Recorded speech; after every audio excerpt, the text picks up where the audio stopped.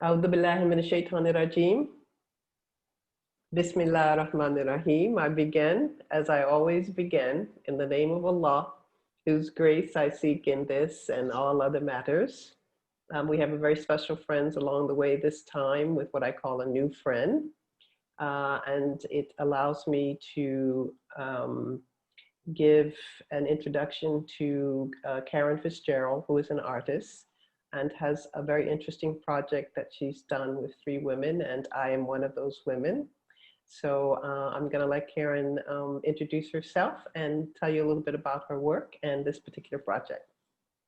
Karen, thank you. Thank you, Amina.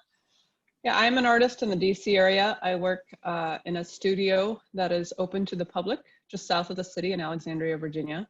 So the interesting part about that is that people are coming through while I'm creating these works. So it's not a solo endeavor. I'm engaging with people while it's being made. And Amina's project has been particularly interesting in that way, how people have responded to her and, you know, my synopsis of her work and how that relates to their lives. So it's fun to share this. So thank you. The series in general that we're talking about with these portraits included is a series of pieces that will be about 15 pieces when completed. They're all large scale pieces made from encyclopedias. So I have 2 sets, one World Book set and another Encyclopedia Britannica. And what's interesting about the material itself is that it encapsulates or showcases how it's really an outdated mode of information sharing, right? How we did it for many, many years. And that has changed so quickly that with people coming into my studio, depending on how tall they are, right, their age, they either, that's the only way they know, or they don't even know what I'm working with, right? They don't know that Wikipedia comes from the word encyclopedia. They have no idea what I'm talking about. So that change and how quickly it's happened is really what I'm interested in, because within that, there's changes to the way that we see ourselves and see each other and interact with one another. And so I'm interested in just exploring that. So within the series of 15 pieces, 6 are made. 3 of them are portraits of contemporary women thinkers. So your piece, Amina, is made from the book Islam Life. The great thing about Encyclopedia Britannica is they title their volumes by the subjects within which they're covering. So I just thought it was such a beautiful title for a book that there was no way I couldn't use that volume. And so I had to find a person that I thought would create conversation around that subject. So I had told Amina before that originally I had found the work of Ingrid Mattson. And, you know, this process is one in which each piece takes about 4 to 6 months to make. So while I was making the other portraits, which I'll also talk about those, I became more and more uncomfortable with using Ingrid, the choice that I had made for this volume. And when I try to put words to it and try to make sense out of it, I can't. It's just that it didn't feel like the right choice. And honestly, I wanted to choose somebody whose work, especially as an American, represented what Islam life means here in the States. Obviously, we have a large population of Islamic people in the States, but I wanted it to be representative of the culture of American Islamic. I don't even necessarily know how to put words to it, right? This is so the interesting thing is when I started digging into the muck, right? And really that's Google these days, right? That's how I'm doing my research. Of course, your controversial work of the Imam work, right, popped up, and I liked just that it had stirred so much controversy, right? That this idea of having a woman leader, a woman religious leader, was so controversial, and not just in other places, right? Right here at home.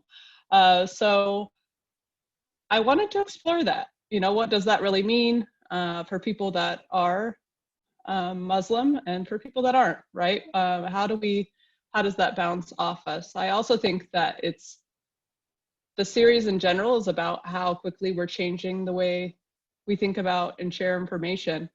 And I think that there is part of that wrapped up in your work, right? I mean, you're creating a new knowledge, which I think is so it's like a reinterpretation of these texts through the female lens, right? I mean, that's very important work. And it's so much involved in what the series is about. So, and the great thing is there was no way for me to really know that when I chose your portrait, but thankfully, with us being able to talk over the last many months, that's become very clear. Yeah. So you're looking at the finished work here, and the next few pieces will go through the process and kind of give you an idea of scale. So this is one of the previous portraits. Yours, Amina, is the last of the three. So the one that you see hanging on the wall there is Maria Popova.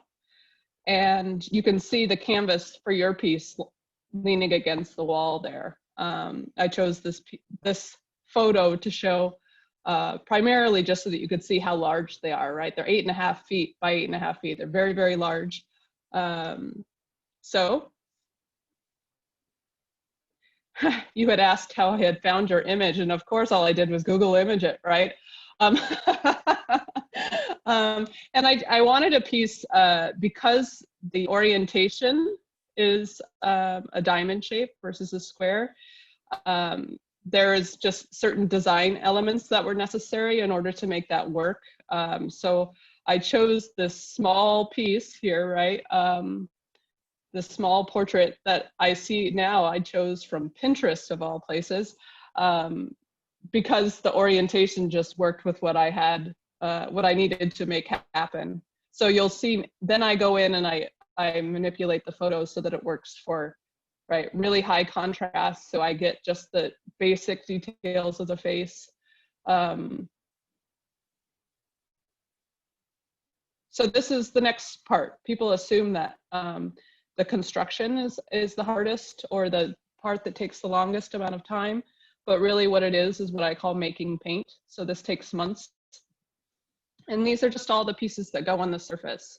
So there's, in the end, there's over 5,000 of them that go on top of, on the top layer. So I kind of go through this process as I go through the photos here. So the first part is just the bottom layer, which these are the subject headings that were a particular value within the book related to whether it was Islam or some of the languages, other things within the book that were pertinent to this portrait.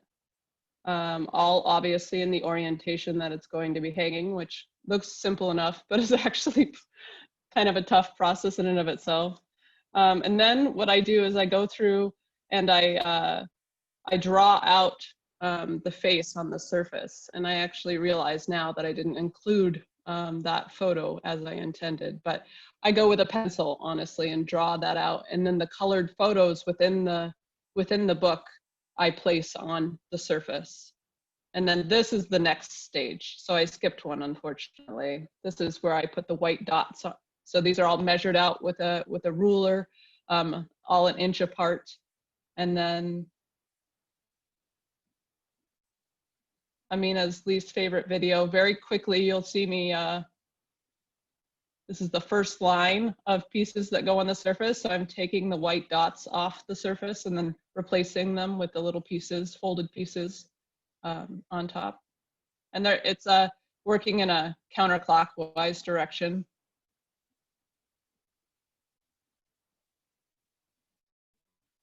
So that's a very quick representation of of what I'm doing. And then of course it's just line by line until that's the finished piece.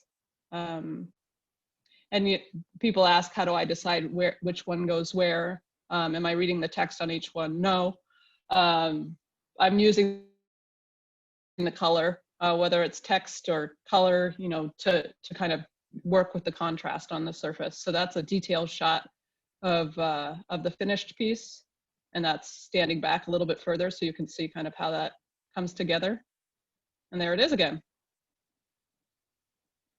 So Amina is one of 3. So the first one I did is the volume United Zoroastrian.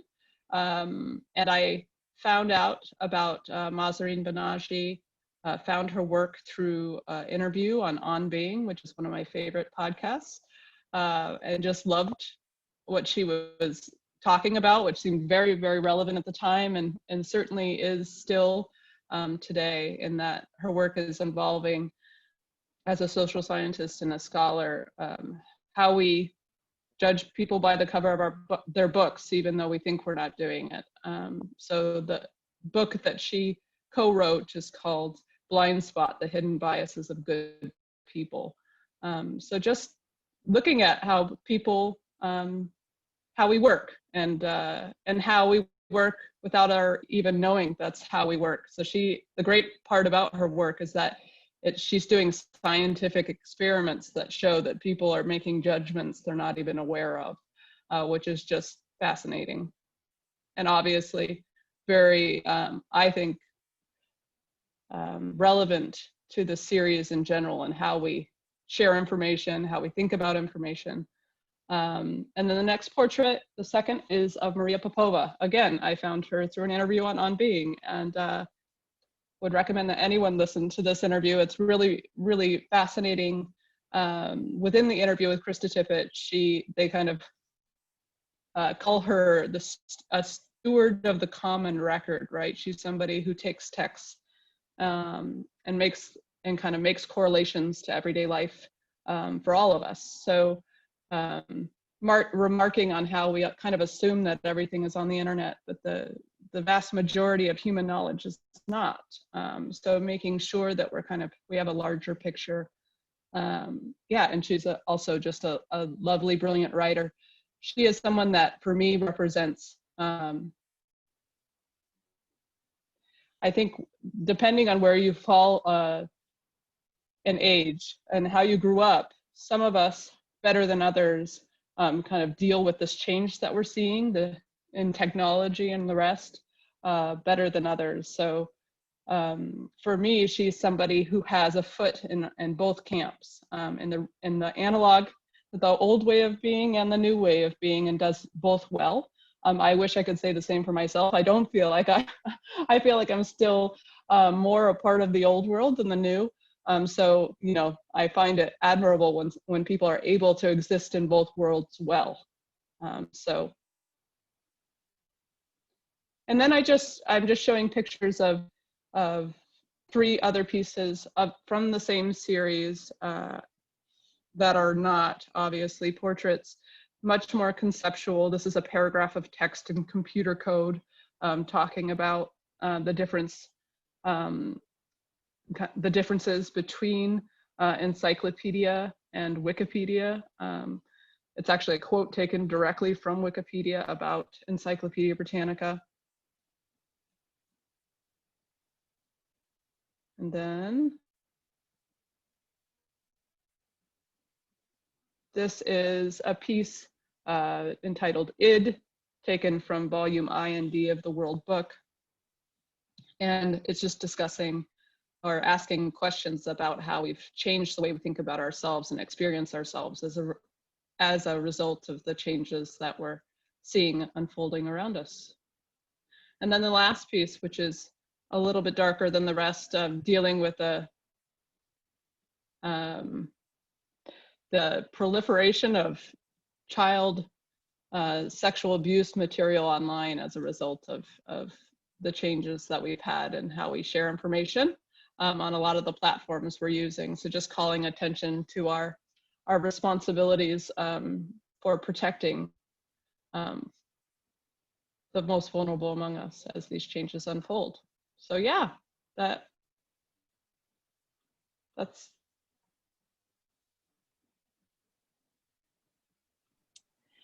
Wow, thank you so much.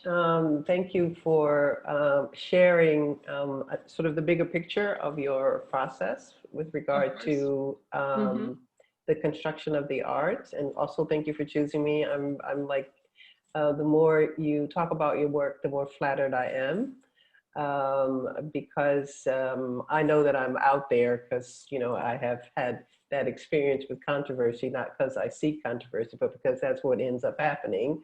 But I feel like the time that you put into it, and the medium, the way in which you manipulate, you know, the actual pieces of the pages, you know, to make a visual and a visual that's recognizable.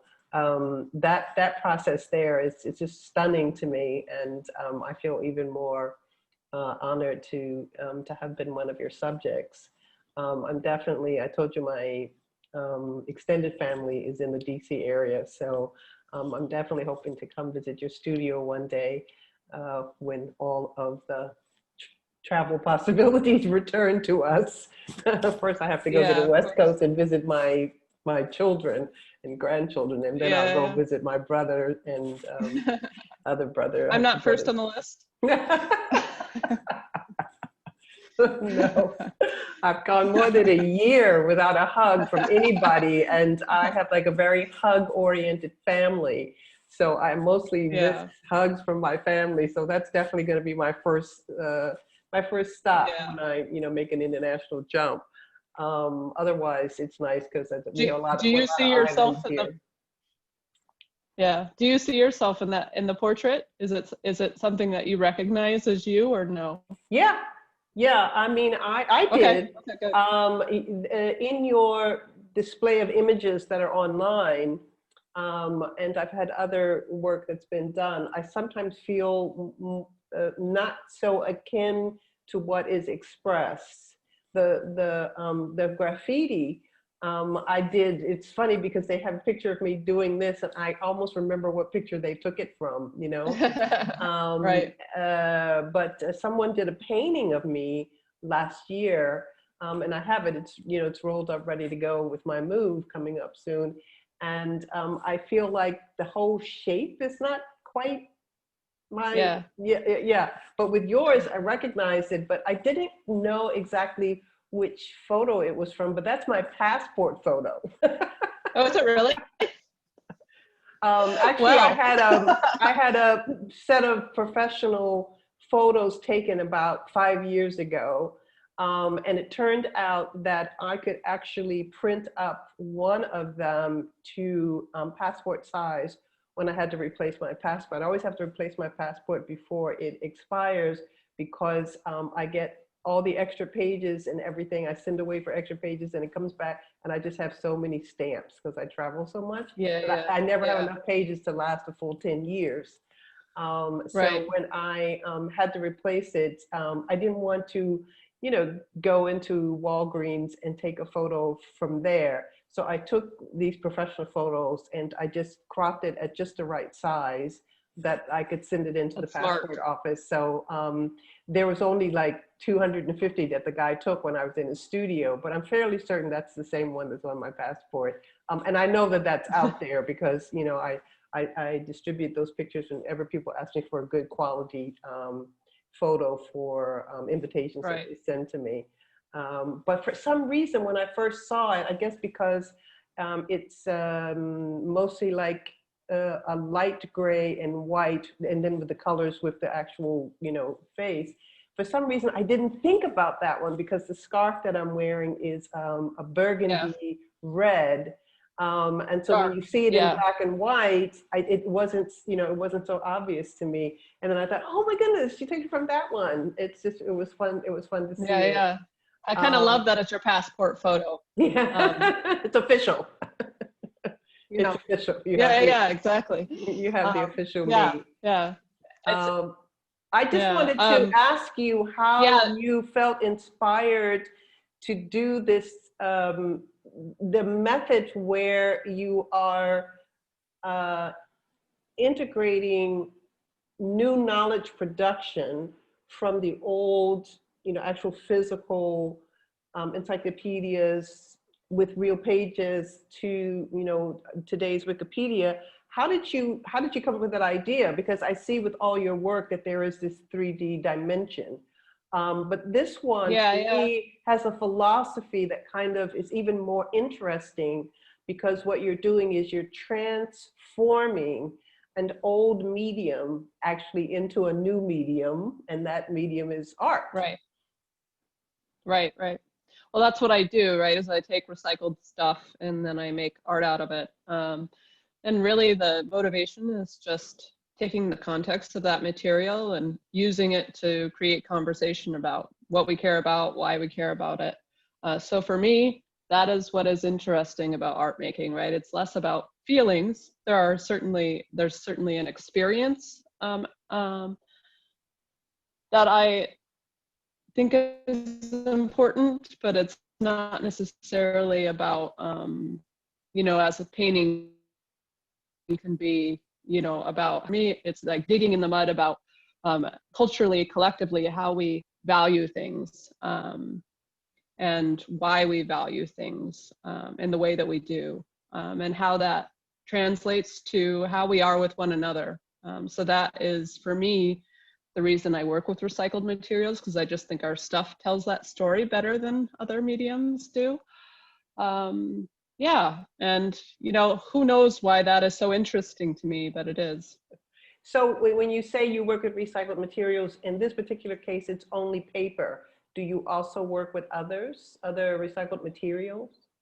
Yeah, in this case, it's only encyclopedia, right? So this, yeah, for this series. Yeah, I work with old clothing, all food packaging, all sorts of things, right? So anything that has some sort of story to tell.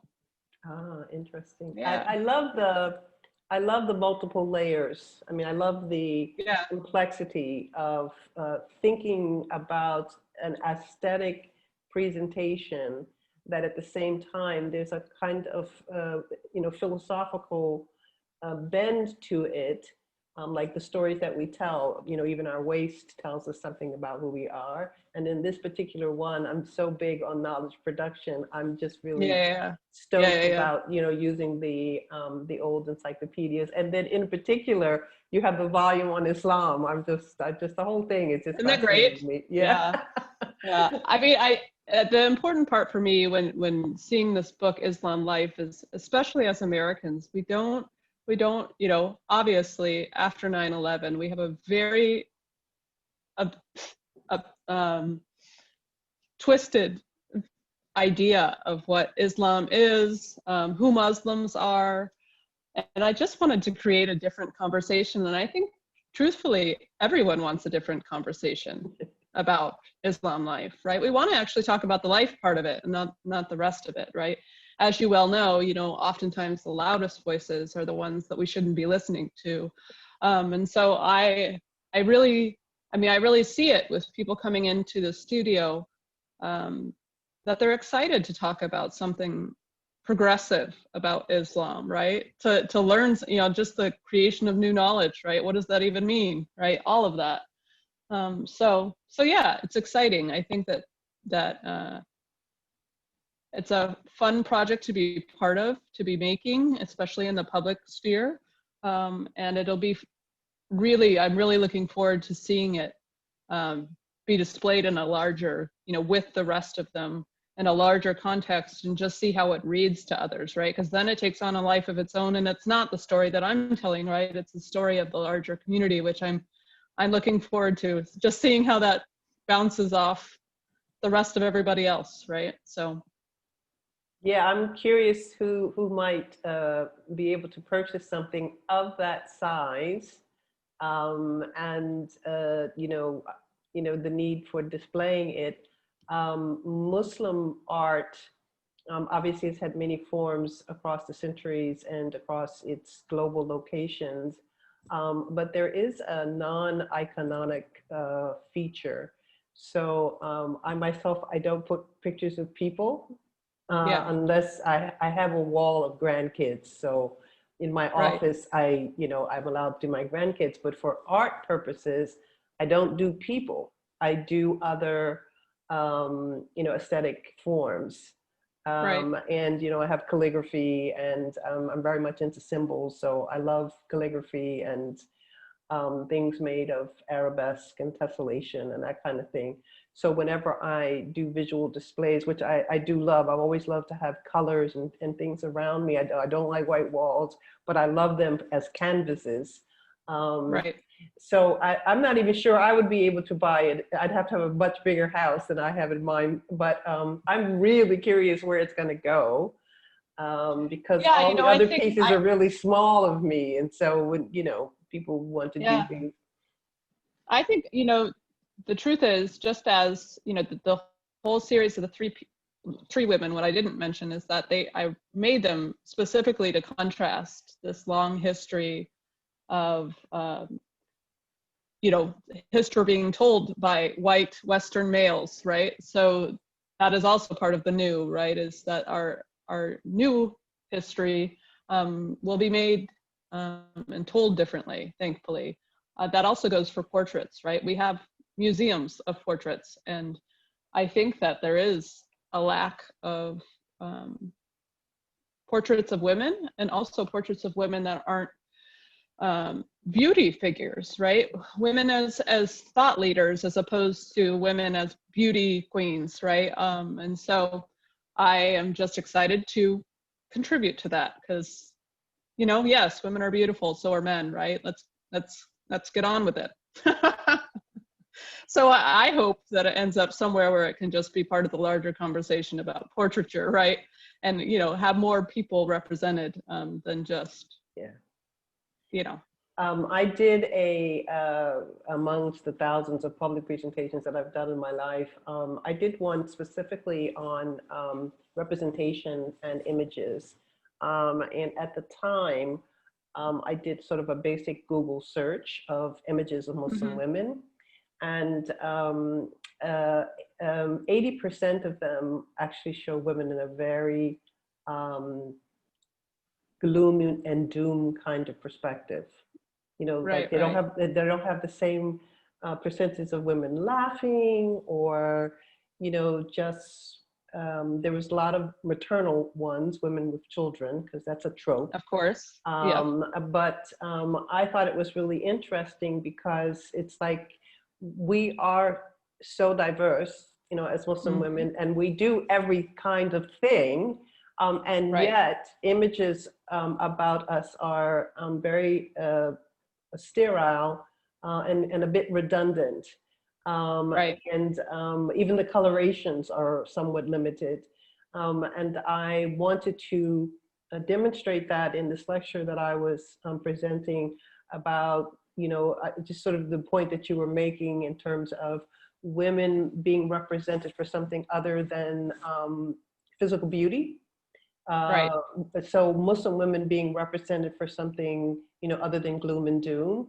Also, overwhelmingly, the women were covered. I mean, I cover by choice, but I take issue with the constant association of Muslim women's head covering with the sum total of Muslim women. And I had an Right. argument with the cover design for my second book. I lost the argument, but it was just so interesting. So how do we how do we get an expression of Muslim women that shows that full spectrum? In your case, the spectrum is focused on contributions to knowledge production, which, Right. again, as Right. I said, is just one of my, important subjects. Katrin, you wanted to jump in? Sorry, I shouldn't have given your name without permission. Okay. That's okay. It's no problem. Yeah, just go on. You were in the middle of a sentence. I No, didn't I want just to. was, yeah, I was just reflecting on, how Muslim women get represented and how those representations start to typecast us. And we are, all kinds of things. And so I love that, in Karen's work, there is an emphasis beyond just repeating certain stereotypes. And the subtlety of the way in which you do your art, especially in terms of like manipulating recycled materials, is already, to me, philosophically, at another level. In other words, we have aesthetic expressions, we have art, but there's always the possibility of multiple layers of meaning. And with your art, it's clear that meaning is really important. And that's one of the things, in our conversations that we had before that brought me a certain amount of, increased awe that I got to be one of your subjects. So I'm really grateful that you did that. Yeah, are you familiar with, the great thing about being in a studio that's open is that you meet people that have more knowledge than you on a lot of things, right? On most things. And when I was, before your portrait started and I was talking about the process and the people, there were two young people who worked at Wikipedia, and they said, "Are you familiar with the Red Light Project? Are you familiar with the Red Light Project?" No. It's Wikipedia, and I'm sure it's a particular person or a particular group of people within Wikipedia has, they discovered that of all of the listings, encyclopedia listings, so Wikipedia listings of people within Wikipedia, only 14% of them are female, right? 14%. So this is, it's a list of women by letter who should be in Wikipedia but are not, right? So it's asking for people to write these entries about people that should be in there, but nobody has taken the time, energy to do so, or doesn't have the knowledge of them, right? So it just is really interesting, related to what you were saying. I mean, even beyond, Muslim women. I mean, women in general, I think are whether it's for beauty or motherhood or, some of the other tropes, as you said, right? It just, the representation is just not there, right? Which I was surprised, 14% is much lower than I would have assumed. Yeah. So, Catherine? Okay, thank you. Yeah, I was just reflecting on how this relates to my experience, how I got to know you. And I find that very interesting because, it was also this mixture of traditional knowledge, like through books, and then more through the internet, and then also meeting in person and all this mixed up. And I find that from that perspective, I find it very, I find this choice interesting, to choose Amina for this portrait, because for me, you are very present on the internet. And I actually, when I remember how I knew your name, I just knew that's that weird woman who led that prayer somewhere, and I probably heard about that before I was Muslim, and it was just a thing you knew, and then suddenly I saw you were present on Twitter, and I followed you, and then I saw you came to Jogja and we met, so it was right away very personal. And what I find interesting with online media like Twitter, I mean, Wikipedia is something else because it's like an encyclopedia, but also like in Twitter, because you are always tweeting very personal things and very often. So when I followed you, I sometimes had to remind myself, well, she doesn't know me, because I felt that I was knowing you, because I was following what you would do in the morning until the evening, you know, and after a while, because I was in Indonesia too, I felt, yeah, well, I know what she's up to, but, you know, we hadn't met. So I felt, okay, I can't just comment as if I'm an old friend because we don't know each other. So it's that kind of new ways of also not only knowledge production but also of creating relationships that happens through these new media, you know? So how you get to relate to each other, and then you not only get to know the writings of the others, the ideas, but it's mixed with everyday life. So that's what I felt like. I got to know your ideas, but at the same time, I got to read your Twitter things, like what you are doing, and that you have a gecko in the house, and that you have this or that everyday Hole problem. in the ceiling. That's how it kind of happens in a very different way. And probably that's the first time that I experience it that way, because, you know, normally I know people personally, or I read their books, but it doesn't happen at the same time. So that was an interesting experience for me. So that resonates in a way with this artwork where these things are woven together. So yeah, I really like what I thought when I saw the portrait. Yes, it's clearly Amina's face.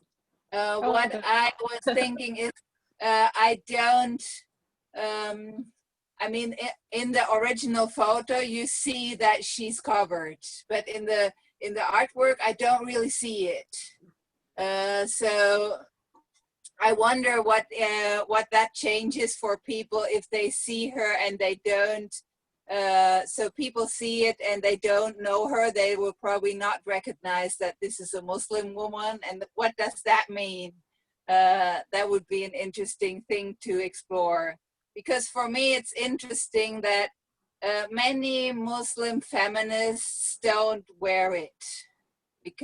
And I find it interesting that Amina does, and I do too. I'm into feminism too. So I find that interesting because you kind of show both, that you're Muslim and you're feminist. And so what if you still wear it? You don't have to take it off. So it's kind of, I find that element interesting. So if it doesn't show, what does that change? So yeah, I was thinking about that a bit without coming to any conclusions, just reflecting on it. Yeah, the way that it's centered is really very nice, because it kind of, I am covered. I mean, because otherwise, you know, you'd have my dreadlocks, right? But when the finished portrait is there, what ends up happening is just facial, just like the other two ladies. And in the end, when you see the steps that you showed us, starting with the way that it's done in contrast, then you can see it more. It's just that it kind of fades. And when I said I had a disagreement about the cover of my book, my second book, in the end, I settled for a woman wearing a white niqab, which is a face veil. And what happens is the entire surface of the cover is white. So actually it just looks like two eyes, because, you know, everything else is white. And then there's just a little bit of her face and the eyes. And so the end effect of what you have is it de-emphasizes that I'm covered, but it doesn't unveil me, which is really nice, because I'm actually covered. But it's like there's just so much controversy about the head covering still, that it's very difficult to get people to move beyond it as the thing to focus on. So you did an excellent job in the display, because, you know, as I said, you don't uncover me, but it doesn't overemphasize it. It's lovely, actually. Yeah, Well, thank that's you. You know, the truth is about it that I have a limited amount of material to work with. So it's not as though I can just make what I want like a painter would, right? I have a limited amount of material. So the reason that the veil is as light as it is because I did not have the black and white photos to, and that's true for the other portraits as well, right? As they go out from the center, I'm out of material, right? So that part of it becomes more obscure. So yeah, I mean, that was part of the difficulty in making it was just deciphering which material to use where, so that it was, for me, it was important that you did have the head covering on, right? But yeah, that it wasn't the part, that was not the portrait, right? So yeah, part of it is it's all a decision-making process, but a lot of it is also just some intuition and luck, which I'll take.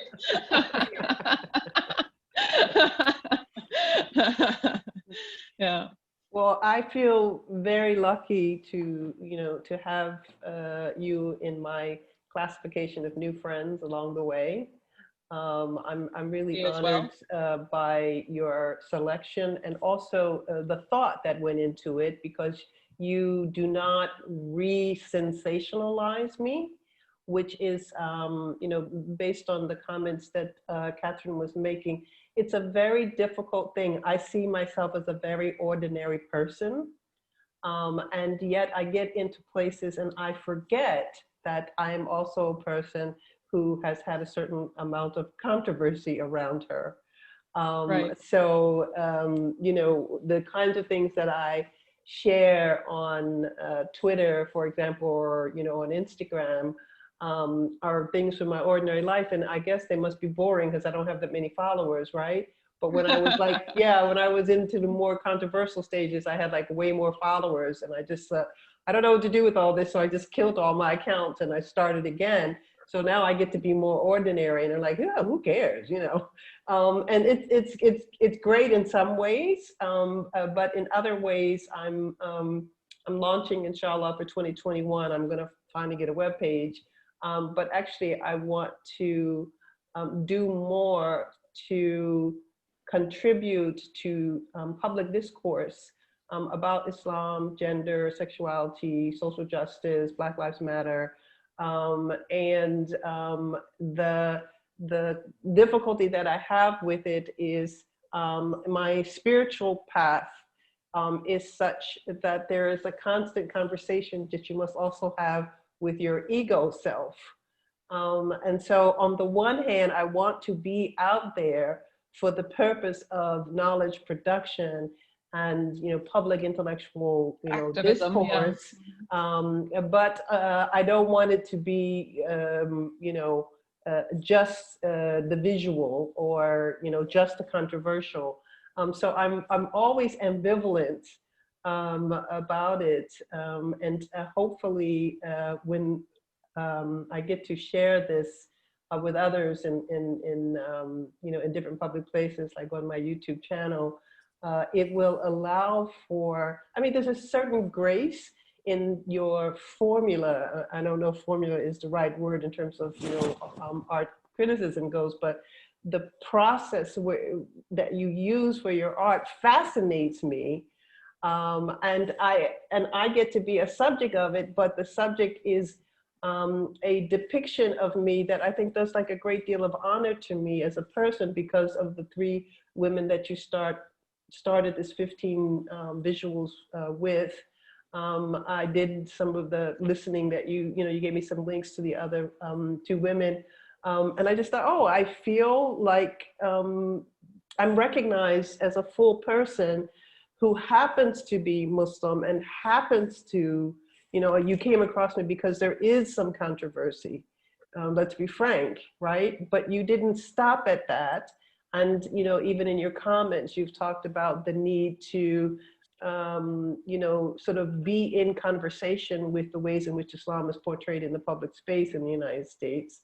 I think people are starving for that. Yeah. Yeah. Yeah. Yeah, overall, it's even more fascinating. The more you talk about it, the more fascinating I get. I look forward to watching this video again so I can see some of the visuals that you shared in terms of the process. It just, I can't wait to stand in the studio and actually watch you do things because it's just fascinating. Yeah. Well, my hope is that that when you see them, and they'll be in a public space. So I'm going to be finishing this series over the next 18 months, and I've already been reaching out to museums for exhibition when that is complete.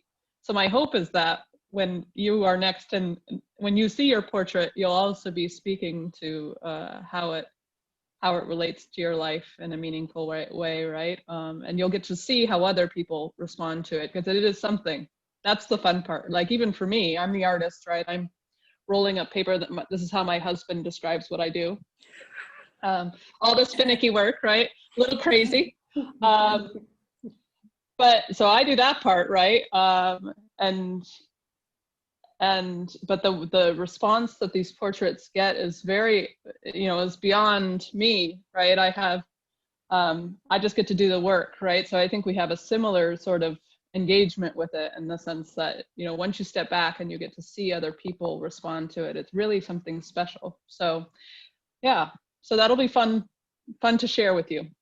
Yeah, I look forward to making a trip just to be at the launching of, an open gallery. I mean, your personal gallery, but I mean, a nice display of the other pieces and everything. I think it would be a fantastic experience to be there for something like that. Any other questions from our gallery before we go? It's only me. Or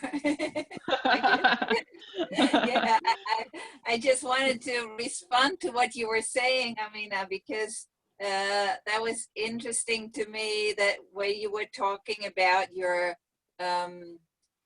public role, and then how you are just an ordinary person on Twitter. And so that's actually what I found so interesting, because usually you read books by thinkers you are interested in or so, and they're just normal people, but somehow you forget, because you read that something that is already finished, and then you have this feeling, wow, and who am I? And this person is somewhere way up there or so. And then if you have this kind of mixture of, like for me, reading these Twitter messages, and then engaging with your thought, meeting in person, that makes it so different, because it's much nicer if you can engage with somebody's thought by also knowing that, okay, this is a controversial thinker, and this is someone who has written interesting books, but she's also just an ordinary person who has ordinary problems, everyday problems, just like me. And to actually have that in real time as an experience, I just realized that that's probably the internet makes that possible in a way, because you can do that also even before you actually know each other in person or so. So I find that interesting. So I would find it maybe it's interesting to actually integrate those two, like not to split it, to say, okay, I have a website where I'm only this official person, and then I have a private Twitter account or something. I find actually the combination of both, so for me, very interesting, because you have both sides of a life, but I don't know how that would work. And probably nobody wants everyone to know everything about your everyday life, but it's just that kind of feeling that is it has an interesting effect. That's all that I wanted to comment, actually. Yeah, I will tell you a little anecdote before we go. My closest friend in Jakarta, uh, her daughter is married, has 3 sons, and her daughter's mother-in-law has known me since I first came to Indonesia, because in fact I lived with my friend for a few months. And we went to National Islamic University when the widow of the former president of Indonesia, Gus Dur's wife, Ibu Nuria, was getting an honorary doctorate. And of course, I was swarmed by the students, and they all wanted to do photo ops, and they all wanted to do, little clips, and so this woman watched me. She started taking videos of what was happening, because she's never seen me in any way related to my work. She's only ever seen me in the everyday ordinary. And she said, "You're really famous." Yeah. She said, "No, I'm the same person that I was before." So I hope I get really, really famous, and I hope you get a distribution opportunity for your work that will make possible for you to do more great things, Karen. Well, thank you. I do. I'm really fascinated by your art process and by the thought that goes into it, as well as the finished product. It's just amazing. Well, thank you. Thank you very much. Yeah, I had a professor come in and of Islamic studies at Dartmouth, and he emailed me about the piece that I was doing. He came in when I was working on your piece, and he said, "Have you ever considered, reaching out to the museum in Qatar, right? The international museums?" And it had never really occurred to me, right, to think about my work, because it is, from my perspective, so American, right? Because I am American, right? I can only have that perspective. But it was fun to think about, oh, yeah, that's right. I have to also think about how it will be received on a larger scale. And I think that will be very interesting to see how differently it may be received, right, from an American audience versus otherwise, right? So who knows what that means in the future, but that's kind of exciting to think about. Just, many aminas out there. Yeah, that's a fun idea. But in any case, I'm glad that we're in touch, and you will keep me, updated as things go along. And I will stay in touch with you, just to, come by your personal studio and walk through while you're working. Maybe take you out to lunch, or if you don't have that much time, just go out for tea or something like that. Absolutely, I'll make time. Thank you so much. I really appreciate it. Thanks to the gallery for participating with us. Absolutely. Thank you both. Thank you. Thank you both. Yeah. Thank you. Okay, take care, ladies. Bye. Bye, everybody. Salam. Bye.